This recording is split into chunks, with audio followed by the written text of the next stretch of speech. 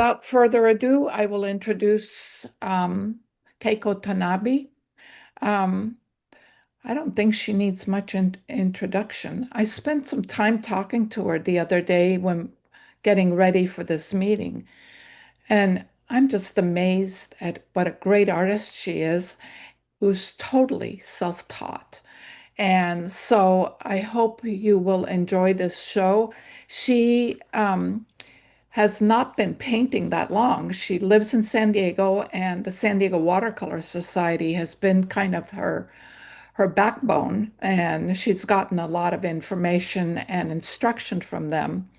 But she is so good that she has exhibited in major juried shows across the Americas, Europe, and Asia. And she has written books, instructional DVDs. She's a signature member of multiple watercolor societies. I mean, she's just amazing. So here's Keiko. Hi, everybody. Thank you so much, Liz, for a very nice introduction. And thank you for also inviting me. This is to everybody in your Watercolor Association. It's quite an honor for me to be present tonight and to show you a demonstration and also to do a workshop in upcoming weeks.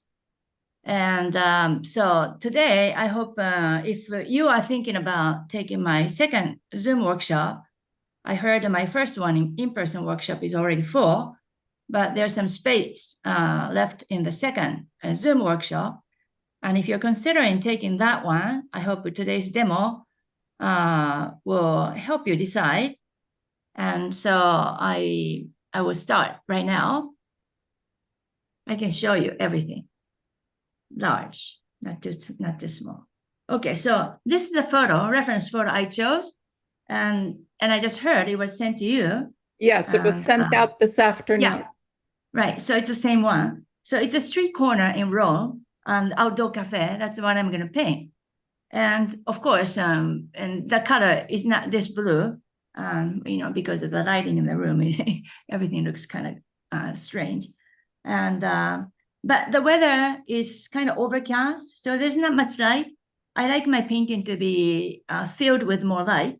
So that's something I had to change. But how? That's one of the things I like to show you.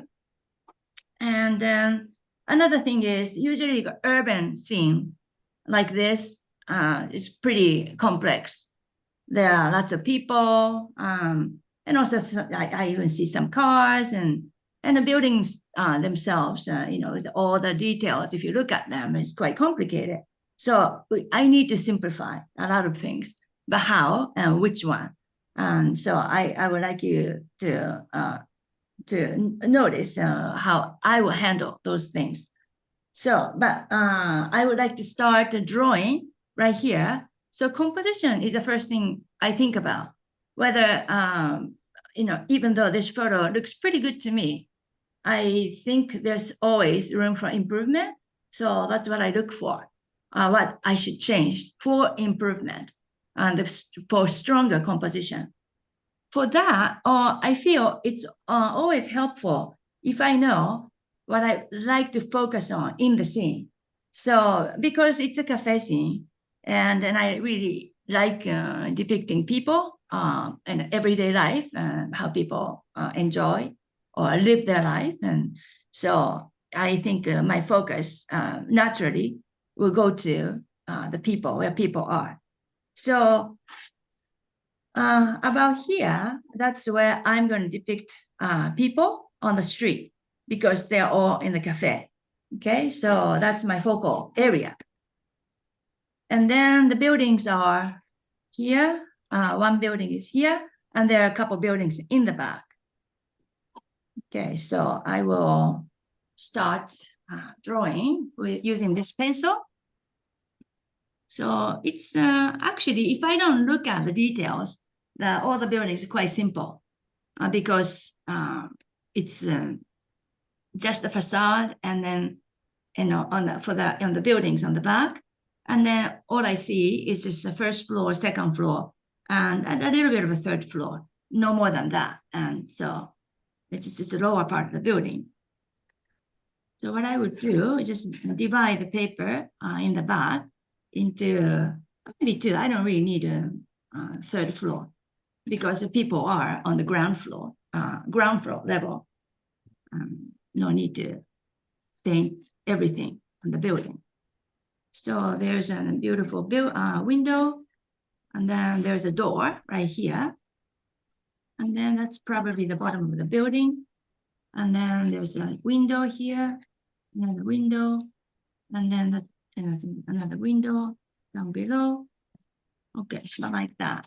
So as you can see, my drawing is pretty loose, and also I don't really put the dark marks, so you can't even see it, and I apologize for it, but that's how I draw. And because I don't usually erase pencil lines, and although I don't mind seeing pencil lines in my finished painting, if it's too strong, I probably won't like it. So that's why I draw this way, using pretty soft lead. So in case I have to erase, it'll be easier. But as long as I keep drawing this way, usually I just leave all the pencil lines inside my painting. So there's another a space for another building, and that's a pretty simple one. I don't really see the windows or doors or anything like that. But there is something right here attached to this side of the building. I see a couple of flags and also a street light. I don't really need everything.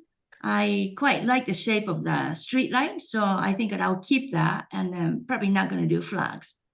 Although, of course, it's okay to do it. But in this painting, I think I just like to focus on something that's originally attached to the building.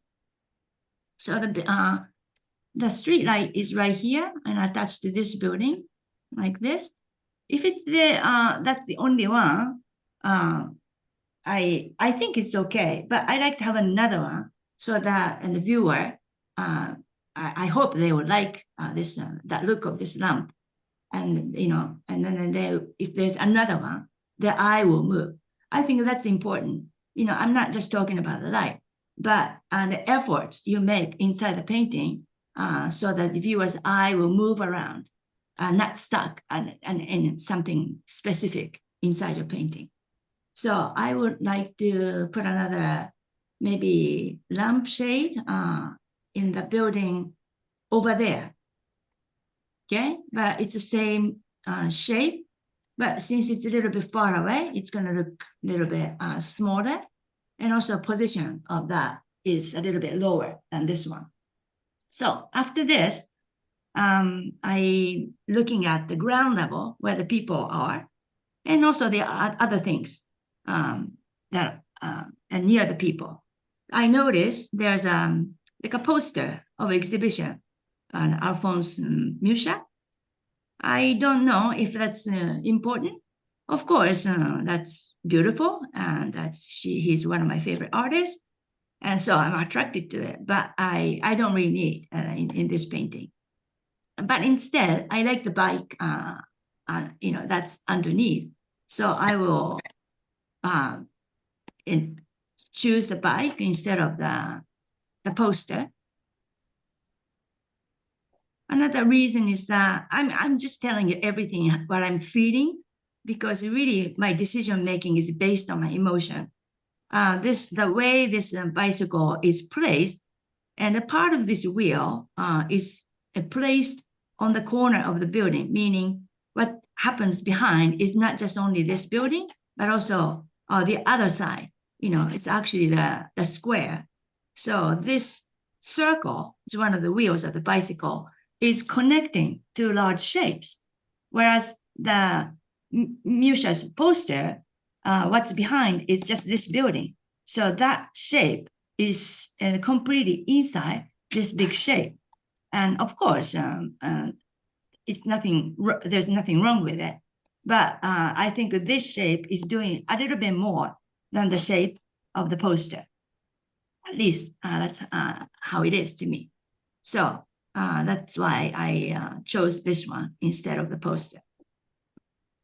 Okay, so if that's the bicycle, the bottom of the wheel is where the ground is, right? So I have to show the bottom of the building a little bit higher than that because it's behind.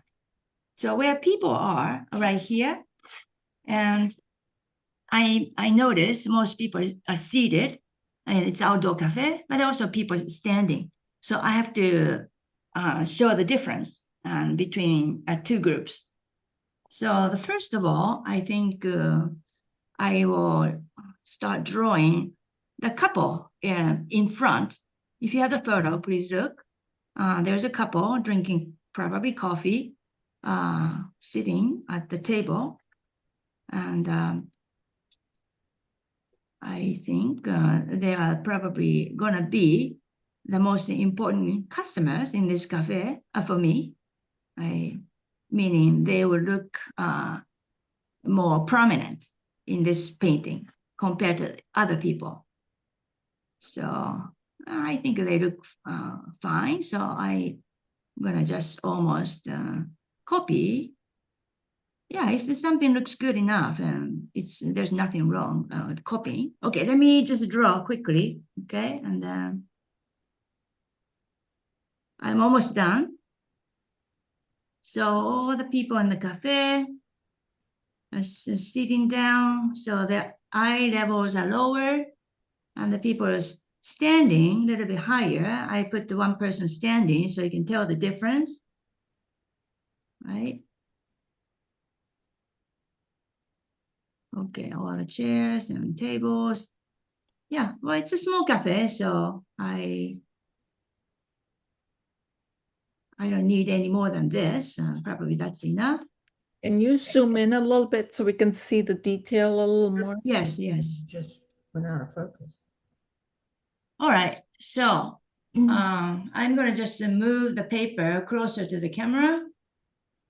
Okay, so you can see the details of the most important part of the painting. And the rest is really just, indicating where the windows are and then street lights are. Okay. Yep.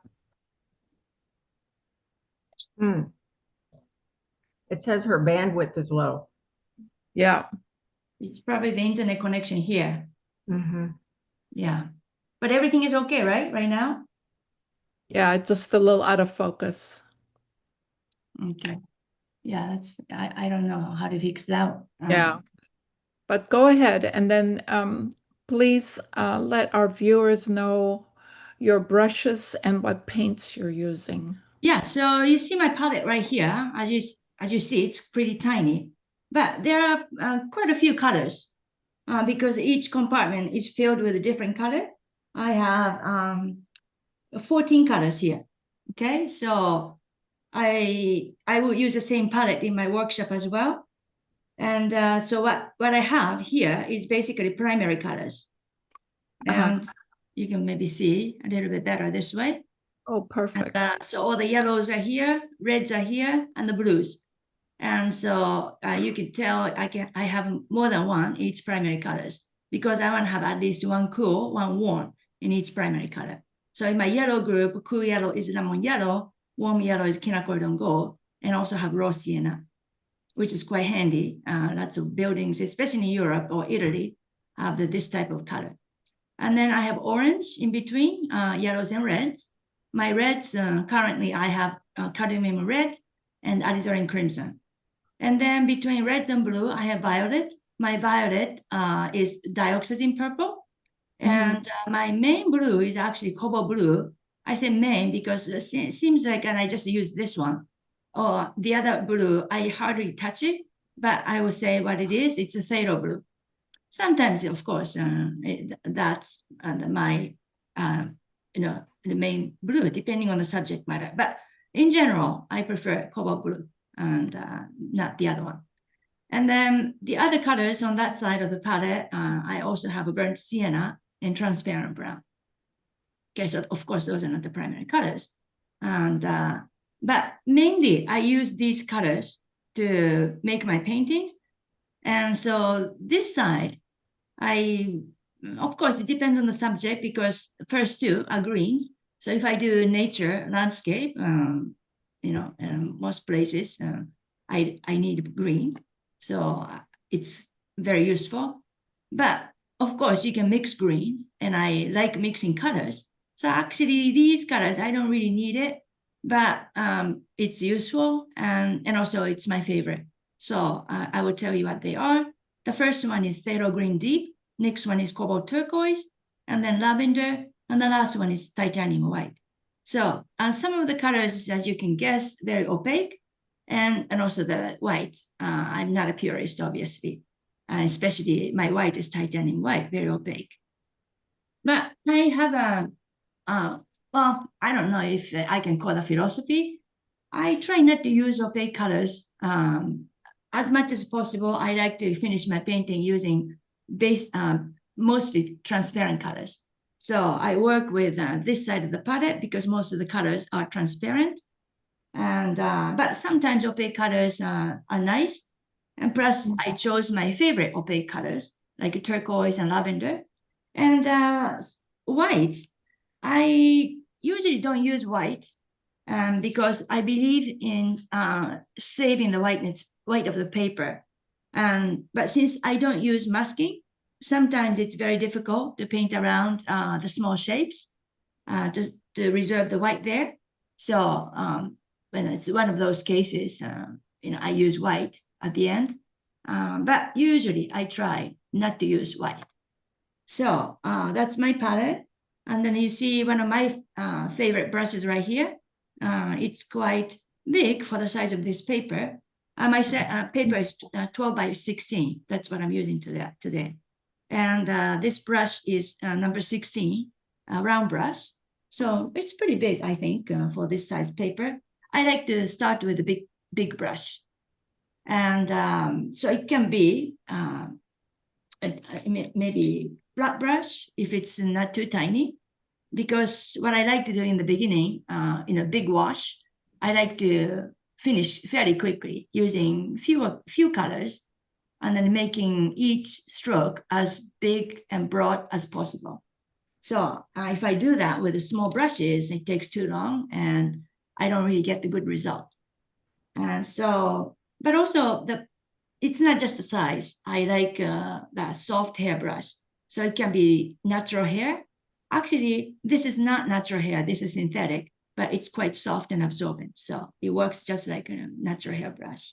So I'm going to use this one to start with. But like I said, I have to save white if I need to. So that's what I have to know, because this drawing doesn't tell me anything. I have to make a decision. So I think I will try to save white, and some of the people, maybe this person is one of them, and then also maybe one or two more, but most of the people will be colored. And also the buildings I see around the windows, like ornate features, they look almost white, but I don't think I want to save white there. But maybe what do you call that? A handrail. And it's not really a balcony. I like that part. Maybe I want that to stand out inside this big shape. So maybe I try to save white, a little bit of white there. So first thing to paint is not always the top of the paper, especially because today I place the paper totally flat on the table.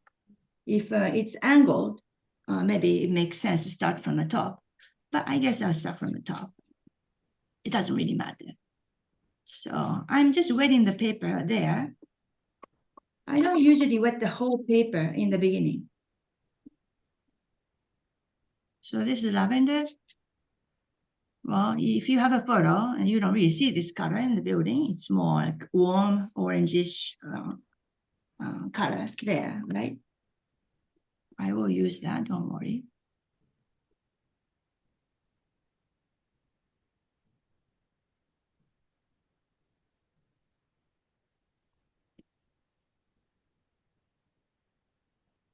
Yeah, so this is orange, red orange, and then heavily diluted. It's almost water.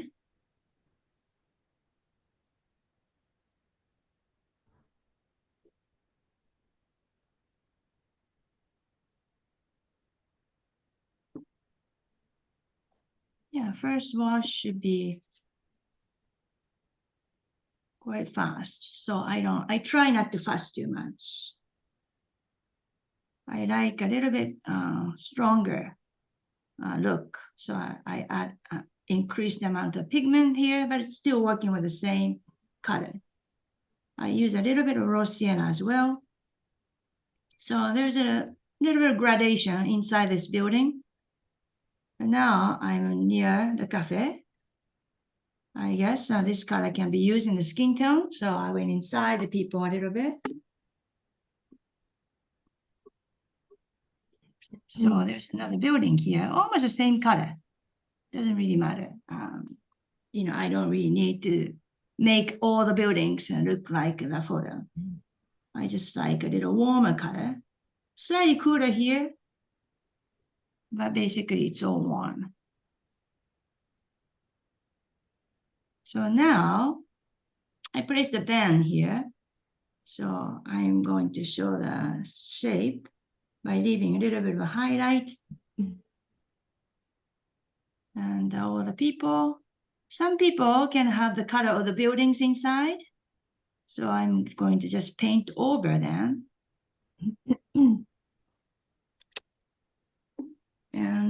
But like I said, the couple in front, they're not really, well, the whole thing is a focal point, but among everybody in the cafe, they are the most important people I chose. So I'm going to change color a little bit so they stand out.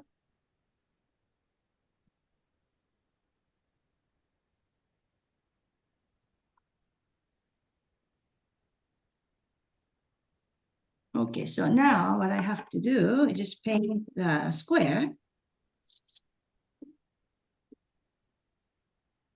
Yeah, I will make it a little bit more gray. I don't really have a gray. I mentioned all the colors in my palette, so I always have to mix gray.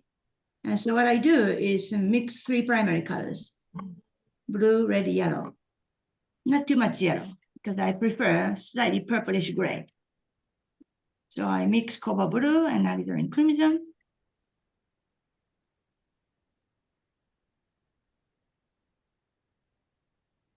And also I use this color inside maybe windows a little bit.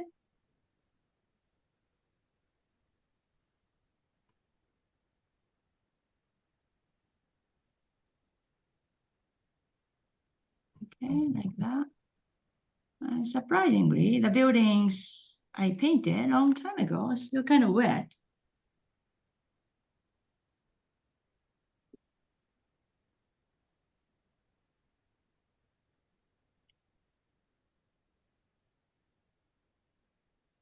So I covered everything, although there are some things that are still white, but there will be, most of them will be colored later on.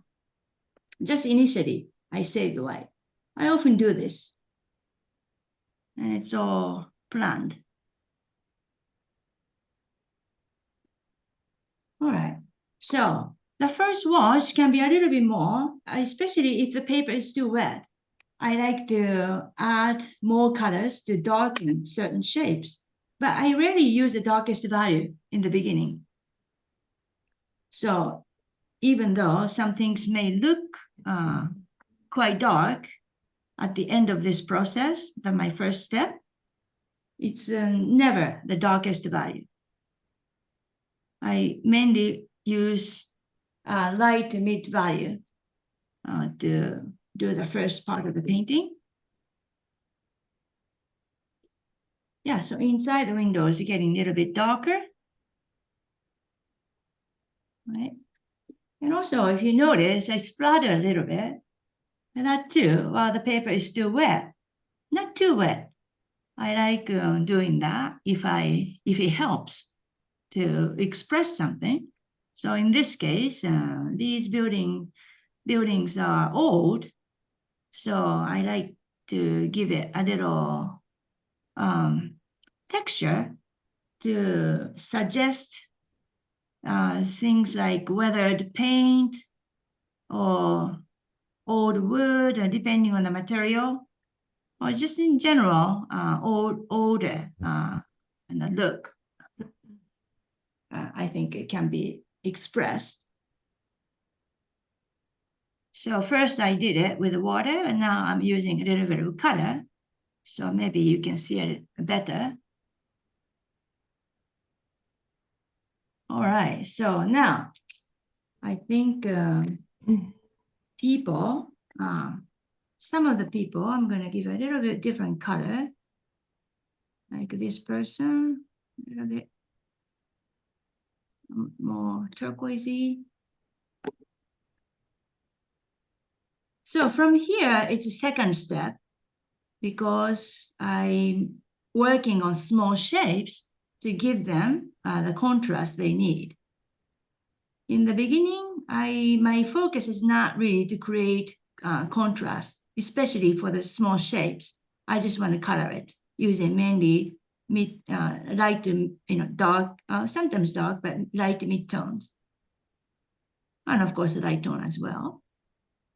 But almost never the darkest. But sometimes I might even use a dark mid-tone from the beginning. I feel the more I do in the first step, the better result I get. So I try to be brave, and I try to work as fast as I can because paper doesn't stay wet for a long time. That's what I like to use to finish my first wash. I like to work on the wet paper. So once the paper is dry, that's the end of it. And I have to move on to the next step, which is, well, it's to me, the last step, actually. My painting process, two-step process.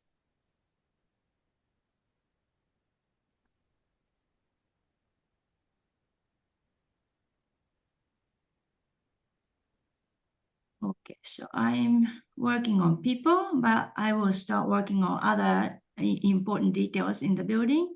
Right now, it's a little too wet. That's why I'm working here, not over there.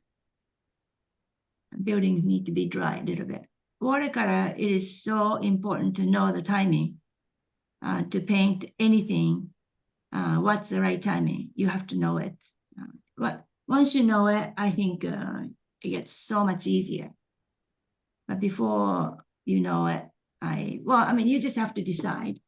So what you have to decide is a kind of look, because if you paint on the wet paper, you get the blurry look. If you paint with the dry paper, you get the sharp look.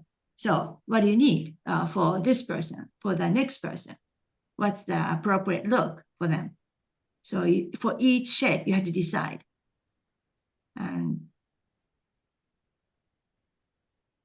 so once it becomes easy to make those decisions, I think you find the painting process so much easier and more enjoyable.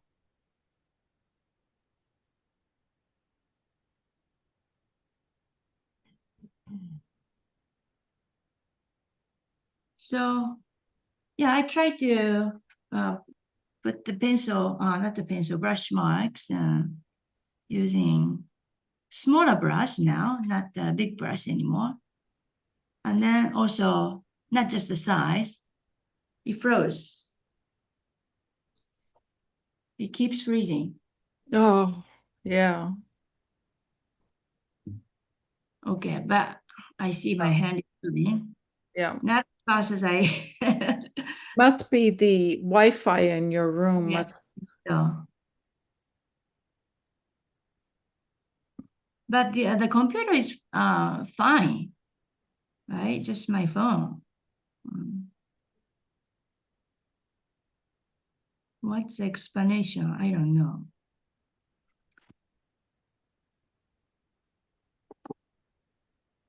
Okay, so now the cafe area is not done yet, but I feel the paper up here is dry enough. So I'm going to go back and forth, actually.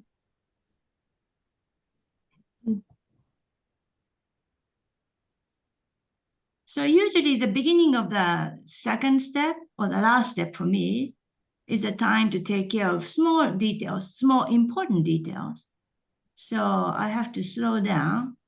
I usually don't go fast. And then if I need to, I look at the reference. If I'm outside, I look up and see the subject in front of me and go slow. Not to copy, but since all those important shapes are small and I'm trying to create a contrast, so which side of the shape is dark and then the other side, of course, should be light because I'm trying to create tonal contrast. If I make the mistake, and especially if I darken the light, that's a terrible mistake. Sometimes it's impossible to correct. So that's why I have to be very, very careful and paint rather meticulously. But this is the only time I paint that way.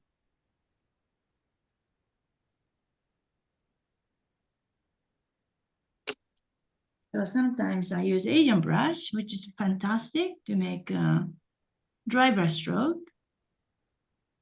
Well, because of the hair, because not all Asian brushes will be suitable for this type of thing. The one I'm using is not too soft, it's not too harsh, and it's pretty worn out. So when I push, it breaks, the tip breaks, right? Like this. It doesn't come to a point. So actually that's good. That works well for dry brush stroke. Of course, certain things, I want the brush to come to a point.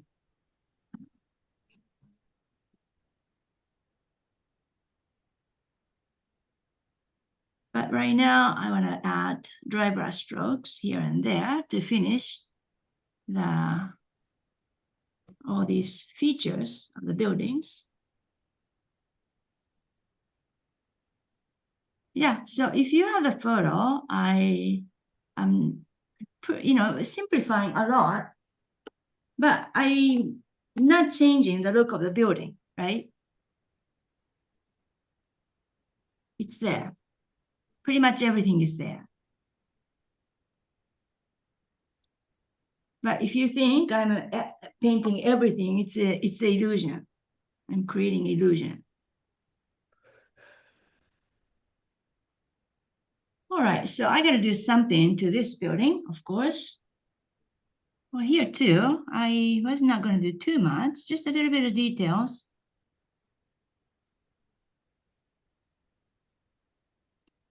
But it's nice to show a little bit of perspective, I think. So I'm going to do that right here, which is not very clearly shown in the photo.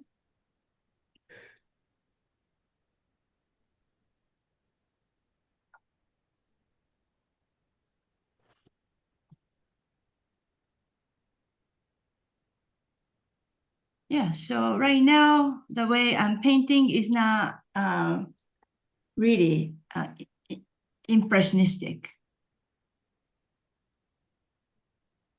Yes, but I think the way I define impressionism is the combination, I think, is a good mix of realism and abstraction. So I'm just taking care of the part that is more realism.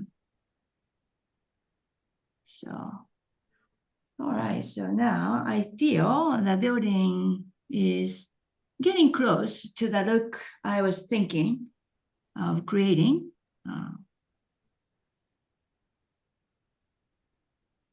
Okay, so what I have to do, well, I just like to bring this painting to the point where all I have to do is giving shadows.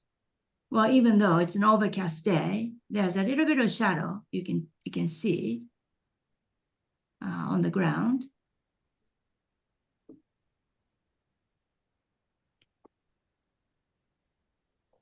And now that's the darkest dark. You can tell how dark it is. I use a little bit inside the uniform of the waiter.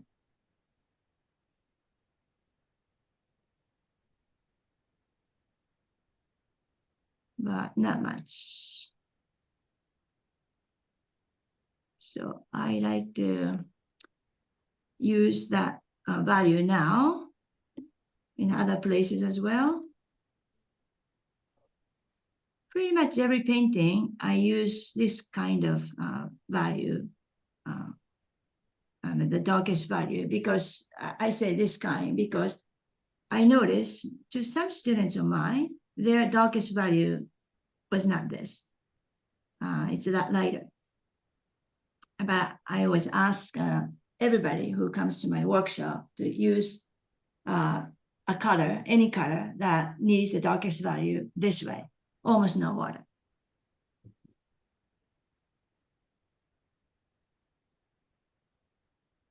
So in watercolor, if you understand the value, I think that's another thing that makes it feel like watercolor is more manageable.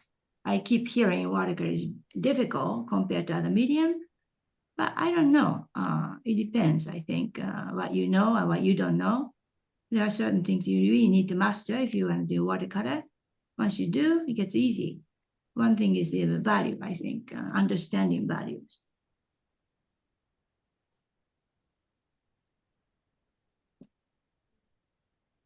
Okay, so I know there are more people in the photo.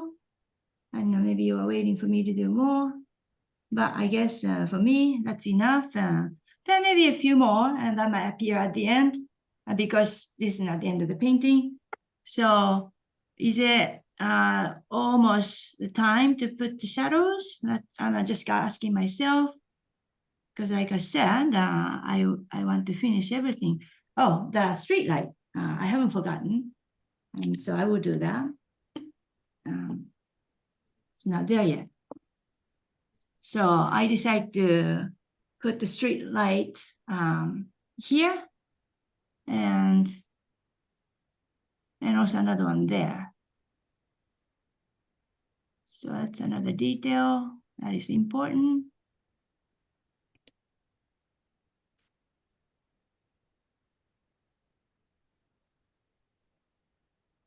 And then right here, or somewhere on the other side of the painting, right in front of the building over there, not this building. So, okay.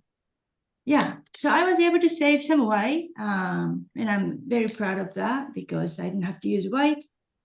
But just in case, if I paint over, I have white. So I think just having white in my palette makes me feel better, I think, in case I make a mistake and I can correct it easily.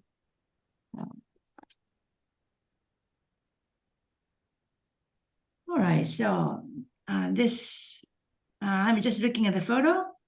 I noticed a few things and I didn't even talk about. For example, there's some plants over there. Is it a good thing to do? I'm not sure if I need it because there's not much space there. And also there's some signs. I talked about the poster and I decided not to do it, but also the traffic sign, right? No entry sign. So that's interesting as well. But that color, since I decided not to do flag, that red will stand out, I think, a little too much if I do it. So I think it's better not to do it. But this painting is missing something, right? It's almost the literal painting. I simplified it. And so it's not exactly the same. But the value-wise, and also the colors too. Of course, it's not exactly the same. It's like a literal translation. So that's not what I like to do in my painting. I like to inject something, like a drama or energy or mystery or something like that. Whatever, depending on how I feel about the place, because I usually paint outside or I usually use my photo in the studio. So I know the place, I know the time. I remember lots of things that were happening. So I was feeling something about, me being there at the time with all those people. So I don't really feel it this way.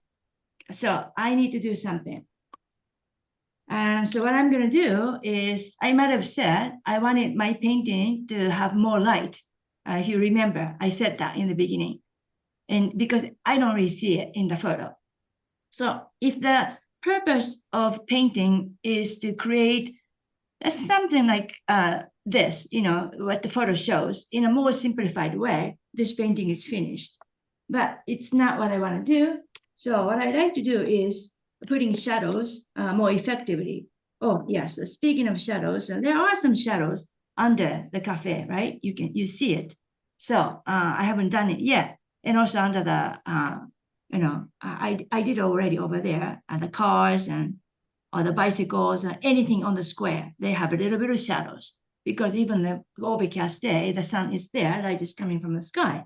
So all the shadows happen directly under the things that are on the square. So please know that I haven't forgotten, I would do that. But there are other shadows I would like to put it in this painting, which are not in the photo. So because when I do shadows, I like to do all the shadows all at the same time. That's why I waited to do these shadows that are in the photo. And so I will mix colors because I don't have shadow color that I like to use in this painting. So what's the color I want to use? I want to create a little bit of a color contrast in this one. And also I want to warm it up a little bit. I use warm color for the buildings, but I like to feel the more warmth in this painting. So I'm mixing purple, dioxazine purple, a little bit of cobalt blue, and also burnt sienna for the shadow. But I also want to use red, orange, that type of color as well maybe in the buildings. So where I'm going to put the shadows, because I don't want to just put shadows everywhere. It has to be strategic. The decision has to be strategic. So the contrast, where I like to see contrast, that's what I like to think first when I decide where to put shadows. I like more contrast around this light, and also I like the contrast for my focal area, the cafe. I think there's a contrast there already, but more in a dramatic way. And so definitely around the people. And also I show a little bit because this is a hint. I don't know if you ever noticed.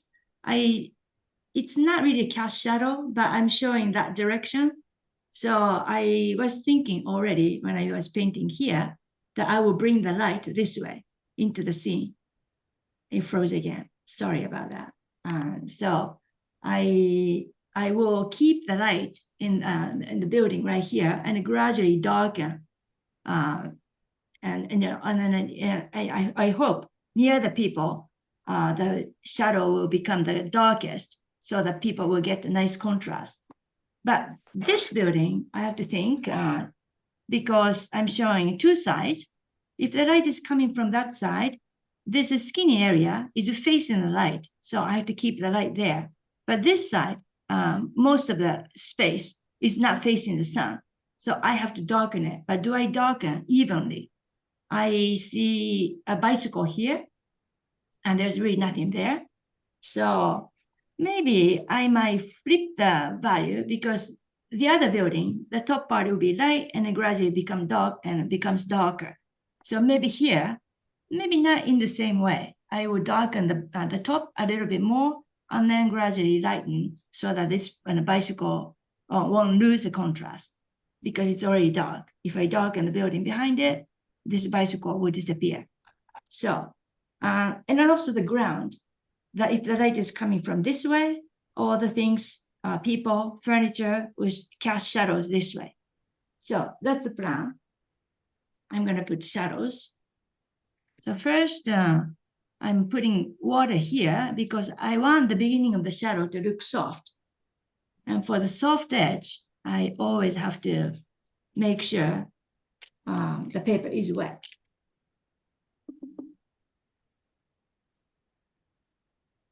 So this purpley gray, well, that's really the color I'm using.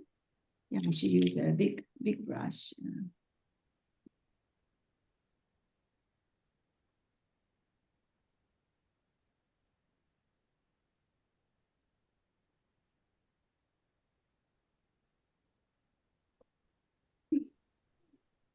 And I don't really like to show too much white in the buildings. So around windows, I saved white. But I was gonna put shadows over it. So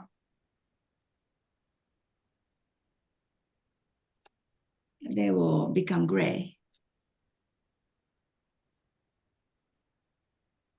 Am I losing the light from that side of the building? I need a little bit of light there. Let's put a little bit darker tone on both sides. So maybe this street light will get a little bit more contrast.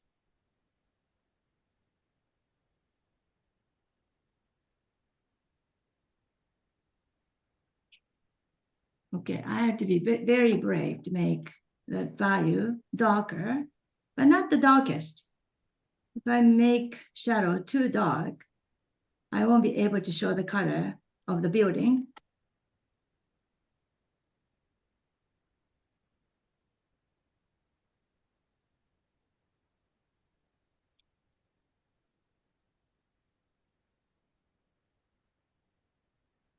But that's fairly dark, right?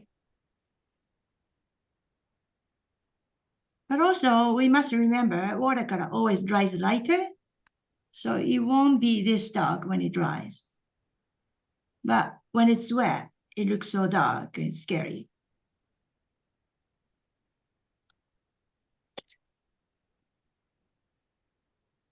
So around the figures, I am going to paint around them.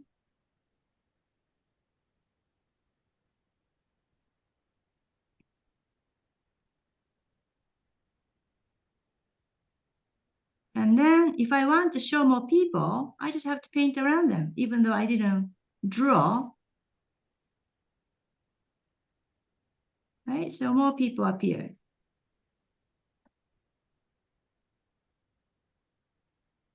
Well, of course, I have to do a little bit more to them. They all look the same and it doesn't look good.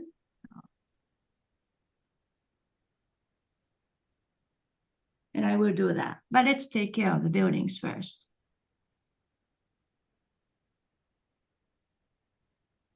So this building, I decided to slightly darken the top and then go a little bit lighter.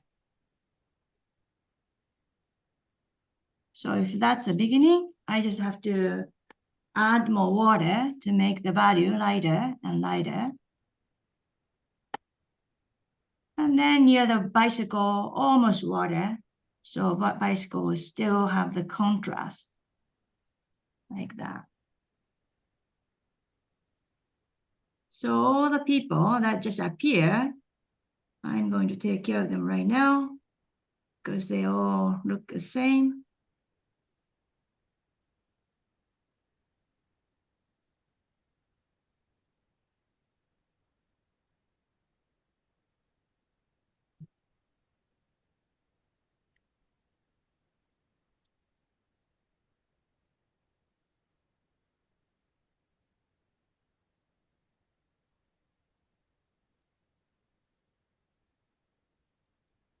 Yeah, but they can be a little bit more colorful if I want them to be.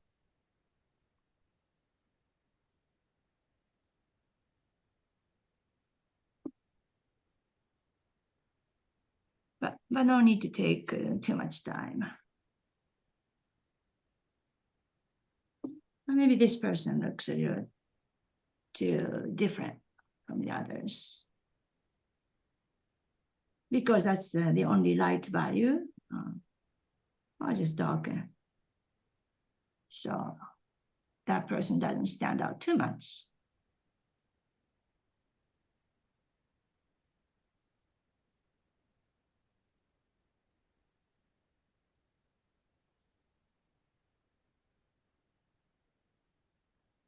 Yes, I think this person has to come back a little bit.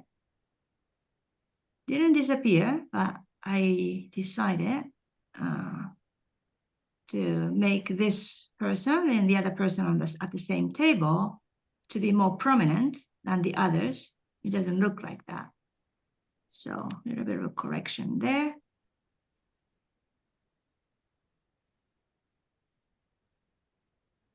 Yeah, now I think they look stronger. So the only thing I have to do, except for the little tweaking here and there, which I usually do at the end, the shadows on the ground.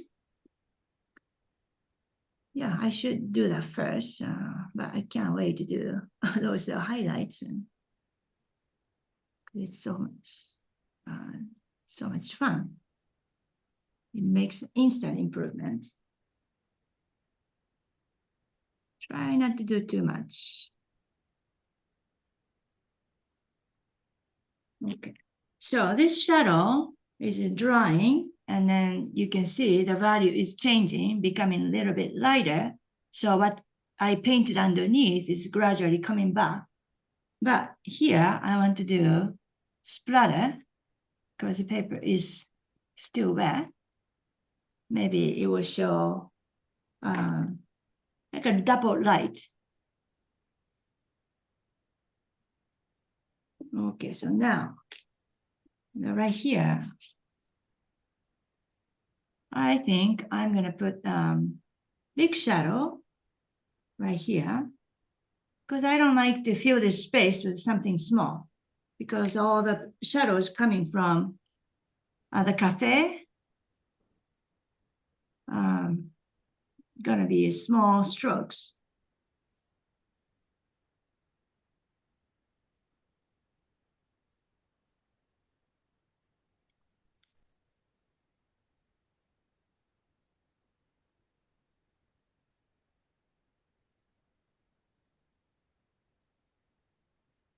So I would like to join the small shadow to the big shadows underneath. How is it possible? I don't really know. Sometimes I do things that don't make sense.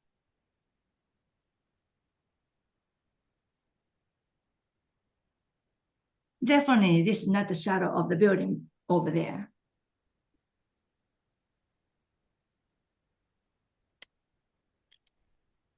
Okay, this is a little bit too harsh.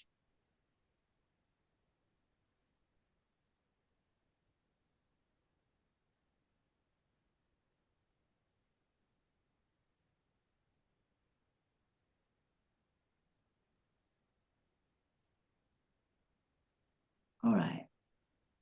So I feel everything I was thinking about doing, I think I see it, but it's time to tweak. Although I've been doing it already, but I have to really step back, which I'm doing right now, to look at everything, check everything, to see how every single thing in this painting, if they read well in the context, in the big picture.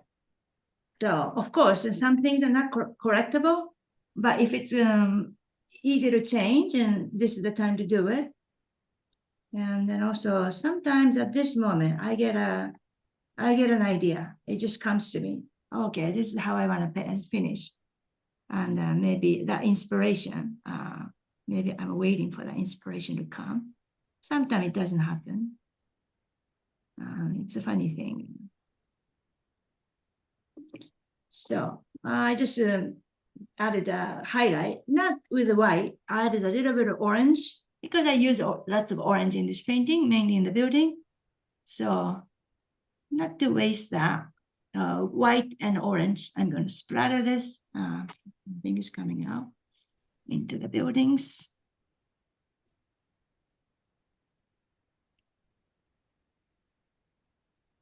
So I hope the light is more dramatic compared to the photo, because most of the time, actually every time when I paint, what I like to do is to capture light and also the mood of the place. So this is how I wanted to remember this place. Really, I don't think I paint what I see. I most of the time I paint what I like to see. So even though this was not happening at the time at the place, this is a something I wished I would see in a beautiful light at the end of the afternoon. And but unfortunately, it was overcast, so I didn't see that light, this kind of light. And so this is what I missed. But it could have happened, right, on a different day in different weather. So yeah, so lots of times my paintings a combination of reality and also something made up using my imagination. And sometimes, actually, lots of times it's not really imagination because I've seen something like this before. So, my brain remembers. So lots of times it's memory. And I might have painted at the time. So maybe I already have an experience of painting like something like this. Or maybe I just saw it, never painted anything like this. But it doesn't matter. It's a memory, right? So I'm using memory. And so it's always a combination of the reality and also imagination and memory. That's how I create my painting. And that's how I think I'm painting impressions of the place, of the scene that I saw in the past. Okay, so everybody, this is the end of the demonstration. And I really apologize about the technological inconveniences that we've experienced during my demonstration. I really appreciate your patience. And also, I didn't really ask if there's any questions from the audience. Is there anything, Liz? Do you see anything in the chat? No, I think people were so enthralled with your quick Oh, painting process. really? They're Thank you. just in awe of your mastery of the subject and how well and how quickly you did that. Oh, It's thank you very amazing. much. That's very nice Yes, of you. yes. I Keiko, do you appreciate that from everybody. is Keiko is your plein air process similar? Yes, very similar. I'm not as good as I mean, I can't really change how I paint, how I think, how I see things. It's always the same. It's Okay. beautiful. Thank Well you. done. And I'm looking forward to taking your workshop.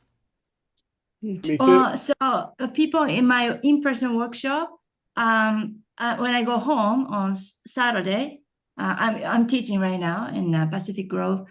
When I go home on Saturday, I will select photos because I'll be using reference photos in studio workshop. Okay. We're not doing planning workshop, but sometimes I teach planning workshops, and so for that type of workshop, I don't need to send photos. But studio workshop, I always select photos and send them, usually a week ahead of time. So I hope, if I send the photos on Sunday, probably it'll be Sunday. I hope it'll give you enough time. And the one thing I will ask, if you're in that workshop, please study the photos. You don't really need to draw ahead of time because to me, drawing is a part of the painting. I don't want you to finish before the workshop happens. Mhm. I will teach you, I will show you part of my demo, how I draw like I did today. And because there's a lot of thought that goes into the drawing, it's never a copy of the photo. So, but just study the photo and then think how you would paint it. And if you want to do something, maybe you can practice sketching, not on the paper you're going to paint on. And that'll help you, I think, draw quickly. Okay. Looks great. And you've got a ton of accolades. People have just think your demo was wonderful. Thank you. Yeah. And I apologize, it was now focused. I will, when the painting is dry, I will take a photo and send it to you. Okay. Thank you. Yeah, we'll include that in the video. Yeah, that'd be great. Well, thank you. Anybody have any more questions? kind of paper? comments? Any Kate, volunteers for the international show, for the board positions? Now's your chance before we, Keiko, someone asked what type of paper you were using. This is Arches, 140 pounds, rough. That's Rough, what I okay. used. Yes, I like Arches, but also I like Waterford Saunders, which I might use in the workshop. If you had been painting this as a studio painting, but not as a demo, would you have added more detail, or is this how you really like to end up with a finished painting? I like it this way. I might, I was a bit, well, to be honest, a bit pressed because of the problems in the beginning.